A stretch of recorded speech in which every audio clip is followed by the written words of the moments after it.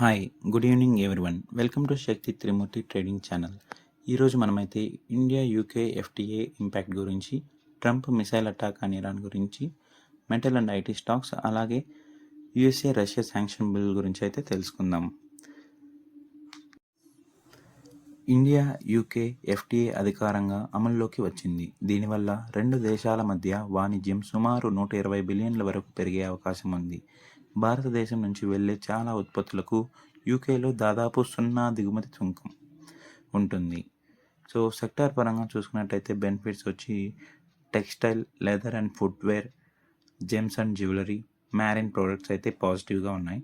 So luxury cars and scotches అయితే UK నుంచి imports చేసుకుంటాం. సో మనకి ఇండియాలో అయితే చాలా తక్కువ ధరకే లభిస్తాయి. ప్రధాని మోదీ ఈ ఒప్పందాన్ని చారిత్రాత్మకంగా పేర్కొన్నారు. రైతులు, ఎంఎస్ఎంఈఎస్, చిన్న వ్యాపారులు మరియు యూకేలో పనిచేసే భారతీయ నిపుణులకు ఇది మంచి అవకాశాలు తీసుకురానుంది. టాటా ఎల్క్సీ ఫలితాలు చూసినట్లయితే మార్కెట్ అంచనాలకు కొద్దిగా తక్కువగా వచ్చాయి. అందుకే షేర్ 4 to 5% పడిపోయింది. ఫెడ్ బ్యాంక్ ఫైనాన్షియల్ సర్వీసెస్ లాభం 52%, ఏయుఎం 35% పెరిగింది. ముఖ్యంగా గోల్డ్ లోన్ బిజినెస్ బలంగా ఉండడం దీనికి కారణం. జూలైలో నిఫ్టీ రియాలిటీ ఇండెక్స్ 11.6% పెరిగింది. కొన్ని రియల్ ఎస్టేట్ కంపెనీలు మంచి ఫ్రీ సేల్స్ నమోదు చేయగా, మరికొన్ని కంపెనీలు మాత్రం బలహీన పనితీరు చూపించాయి. సుప్రీంకోర్టు అదానీ గ్లోబల్కు వెంటనే ఉపశమనం ఇవ్వలేదు. అయితే మద్రాస్ హైకోర్టులో తన వాదనలు వినిపించే అవకాశం ఇచ్చింది. ఈరోజు మార్కెట్ స్వల్ప లాభాలతో ముగిసింది. ఐటీ, మెటల్ షేర్లు బలహీనంగా ఉండగా, సిమెంట్, మరికొన్ని బ్యాంకింగ్ షేర్లు కొనుగోళ్లు కనిపించాయి. సెన్సెక్స్ 130 పాయింట్స్ ప్లస్లో క్లోజ్ అయింది. నిఫ్టీ 26 పాయింట్స్ ప్లస్లో క్లోజ్ అయింది. బ్యాంక్ నిఫ్టీ 296 పాయింట్స్ ప్లస్లో క్లోజ్ అయింది.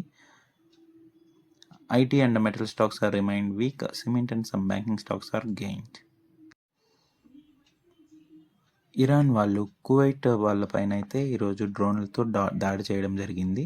సో ఈ దాడిలో కువైట్ వాళ్ళ నౌక దెబ్బతింది.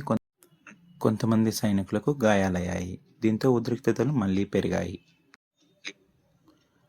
Trump వార్న్స్ Iran. ట్రంప్ ఇరాన్కు తీవ్ర హెచ్చరికలు జారీ చేశారని వార్తలు వస్తున్నాయి. పరిస్థితి మరింత ఉద్రిక్తంగా మారితే యుద్ధ భయాలు పెరగవచ్చు. క్రూడ్ ఆయిల్ ధరలు $85 బ్యారెల్ వద్ద ఉన్నాయి. ఇది ఎక్కువ కాలం కొనసాగితే భారత్లో ఇంధన ధరలపై ఒత్తిడి పెరగవచ్చు. స్టాక్ మార్కెట్ స్వల్ప లాభాల్లో ముగిసిన రూపాయి డాలర్తో పోలిస్తే కొంత బలహీనపడింది. ఎస్బీఐ ఫండ్స్ IPO పూర్తిగా సబ్స్క్రైబ్ అయింది. ఇన్వెస్టర్ల నుంచి మంచి స్పందన వచ్చింది. సెమీకాన్ 2.0 కేంద్ర ప్రభుత్వం 1.3 లక్షల కోట్లను ప్రకటించింది. మొబైల్ తయారీ రంగానికి కూడా భారీ ప్రోత్సాహకాలు ఇవ్వనుంది.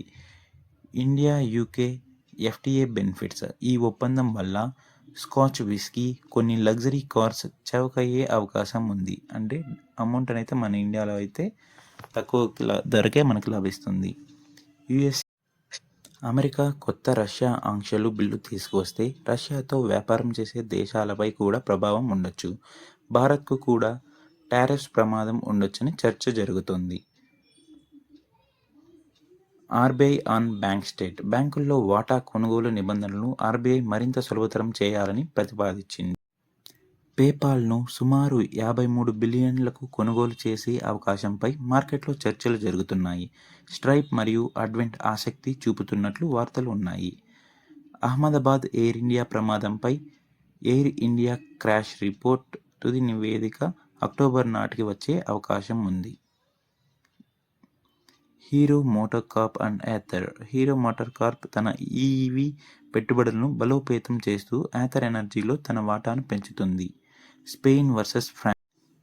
స్పెయిన్ ఫ్రాన్స్ను ఓడించి టోర్నమెంట్లో ముందంజ వేసింది. ఇది ఈ రోజున ప్రధాన స్పోర్ట్స్ హైలైట్. ఇవే ఈరోజు ముఖ్యమైన stock market and global market updates. Video నచ్చినట్లయితే లైక్ చేయండి, షేర్ చేయండి. ఇంకా రోజువారీ మార్కెట్ అప్డేట్ కోసం శక్తి త్రిమూర్తి ట్రేడింగ్ ఛానల్ను సబ్స్క్రైబ్ చేయడం మర్చిపోకండి.